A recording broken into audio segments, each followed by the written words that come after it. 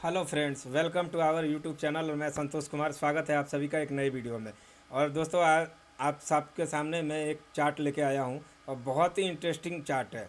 ठीक है। जिसको मालूम नहीं उसके लिए बहुत डिफ़िकल्ट है, और जिसको मालूम है उसके लिए बहुत इजीली चार्ट है।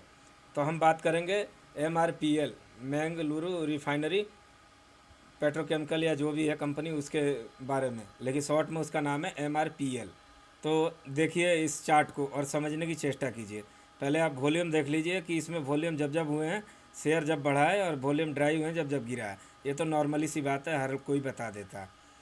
ये जो चार्ट का सेटअप है, मैं ये समझाना चाहता हूँ, और ये आपको हर जगह मिलेगा अगर बड़े कंसोलिडेशन के ब्रेकआउट पे आप काम कर रहे हैं तो।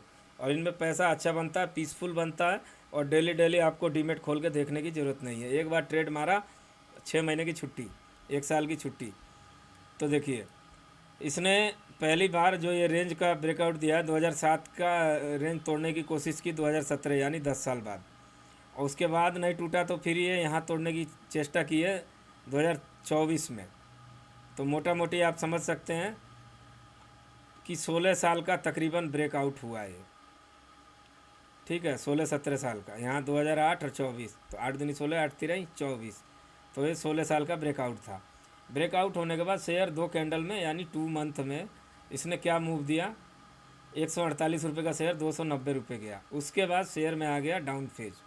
और अब ये क्या कर रहा है दोस्तों, देखिए।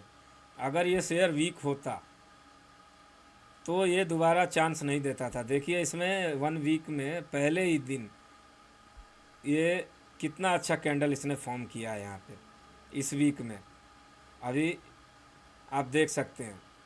और इसको अगर शॉर्टर टाइम फ्रेम पे भी आप चेष्टा करें देखने की, तो देखिए, अगर ये शेयर वीक होता तो PNC इंफ्रा की तरह तोड़ के नीचे आ गया होता। आया नहीं आया, एकदम स्लोली स्लोली गिरा है, स्लोली स्लोली टूटा है। ये नहीं कि धड़ाम से टूट गया हो, ऐसा कुछ नहीं है। टूटा है लेकिन स्लोली स्लोली। और ये एक मौका होगा, ना कि धोखा होगा। तो अभी इस पर करना क्या है? अगर शॉर्टर टाइम फ्रेम पे देखें तो ये कूल ऑफ होने आएगा ही आएगा, यानी कि रिटेस्ट करने। अब ये जिस जोन पे आए, अगर यहाँ ट्रेंड लाइन भी मार्क करें आप, इस जोन से अगर आप ट्रेंड लाइन मार्क करते हैं तो भी एक अच्छा यहाँ पे देखिए, तो या तो ये यहाँ आके रिटेस्ट करेगा, नहीं तो इस जोन पे आके रुकना ही रुकना है। तो फिर आप इसमें लॉन्ग करने के लिए सोच सकते हैं। मेरी कोई बाई सेल रिकमेंडेशन नहीं होती है, मैं सेटअप के अकॉर्डिंग काम करता हूँ। अभी ये 1 कैंडल में इतना ऊपर गया है डेली टाइम फ्रेम पे, तो ये कूल ऑफ होने आएगा ही आएगा। उसके बाद ही ये फिर, क्योंकि पहला रेजिस्टेंस फेस करने के बाद देखिए इस जोन से इसमें क्यों ये आ गया सेलिंग प्रेशर। जब भी शेयर, लेफ़्ट साइड का डाटा ये बोलता है कि जब भी शेयर गिर जाता है ना, गिर के जब रिवर्सल करता है, तो लेफ़्ट साइड में जो सेलर बैठे हुए हैं इन जोनों पे, जिन्होंने भी बाई की होगी, ये जितने भी रेजिस्टेंस हैं इसके, उस जोन पे हर कैंडल जाके रिजेक्ट होगी। और फिर वो रीटेस्ट करके आने के बाद कन्फर्मेशन लेने के बाद ही ऊपर जाएगी, ना कि वो यहाँ से एकदम बुलेट ट्रेन की तरह भागती जाएगी। और शेयर जब भी गिरता है, एक पैटर्न मैं समझा दे रहा हूँ। देखिए यहाँ से ये गिरा है, यहाँ से गिरा है, गिरने के बाद अपने रेजिस्टेंस को फेस किया, फिर नीचे आया, फिर इसने रेजिस्टेंस फेस किया, नीचे आया, फिर इसने इस रेजिस्टेंस को फेस किया। यहाँ फिर इसने थोड़ी सी बाइंग दिखाई, लेकिन फिर रिजेक्ट हुआ। तो ये अपने टेरकेस पैटर्न में ही कोई शेयर चलता है। चढ़ेगा भी तो हर रेजिस्टेंस को एक बार टच करके नीचे, मतलब कि पुल अप होगा, फिर ऊपर जाएगा।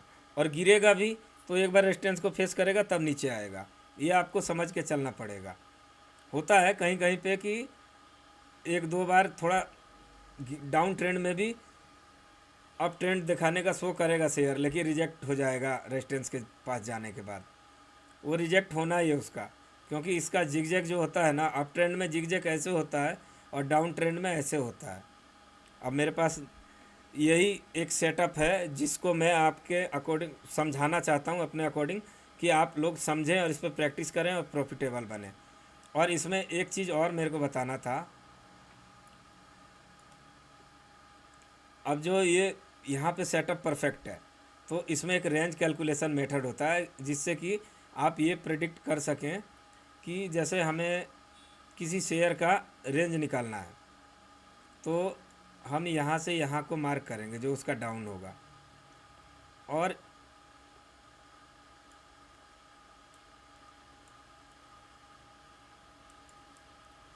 इसको फिर हम शिफ्ट करेंगे यहाँ।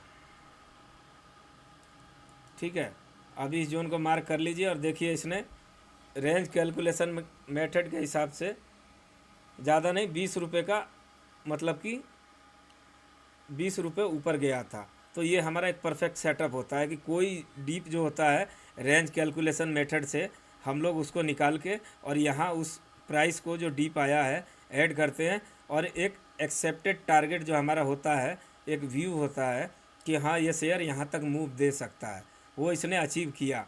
और अभी फिर से ये दोबारा करेक्शन देने के बाद यहाँ से ये जर्नी को अपवर्ड जर्नी में तब्दील कर रहा है। हालांकि ये साल ये जो क्वार्टर आया इसका उतना परफेक्ट नहीं आया है।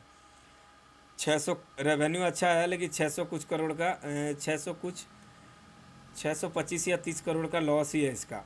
तो ये कॉशियस की रहने की बात है। अगर सेटअप के अकॉर्डिंग आप काम कर रहे हैं तो प्राइस एक्शन मेथड पे मैंने आपका समझा दिया, और फंडामेंटल में जो इसके क्वार्टरली रिजल्ट आए हैं वो उतने बेहतर नहीं आए। तो आप देख के ध्यान से अपने फाइनेंशियल एडवाइज़र से सलाह लेके ही कोई निवेश की प्लानिंग करें।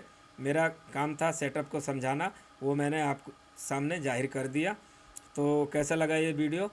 आशा करता हूँ ये वीडियो आप सभी को अच्छा लगा होगा। अगर अच्छा लगा हो तो ढेर सारा प्यार दीजिएगा इस वीडियो पर, और प्लीज़ लाइक शेयर सब्सक्राइब करना ना भूलिएगा। Thanks for watching this video.